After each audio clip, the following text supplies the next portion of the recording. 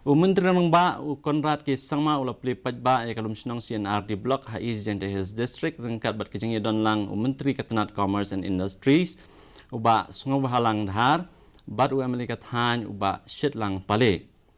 kibalaya don lang hakan kasni ki top yo MDC kathan ba chairman ke Joint Action Committee nalor kiwe habakran haging lang Plie Konrad ula kuble yo chairman bat yakit khot ke Joint Action Committee halor kejeng Tracy Tom Jongki ban pentikna ban Plie Paidbah ya Lumshnong C&Rd block hakan kasni Mentri Paidbah ula bat Mentri Ketenat Commerce and Industry kelas sam yaki check hapo ke grassroots level response towards ecosystem enhancement and nurturing scheme green lani ke jing seo yaki ecosystem PES syakilai ngot kinong yo jing mentoy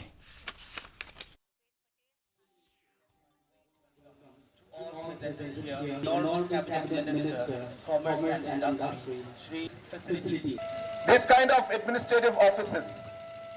blocks, and other departmental offices.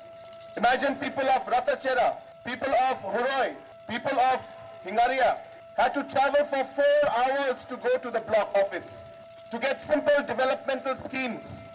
to get simple documentation done. And hence this demand for this new block was absolutely justified. And as a government, we have been saying this time and again, that it is our endeavor to bring administration closer to the people. Hagajing yalang apreng Mentri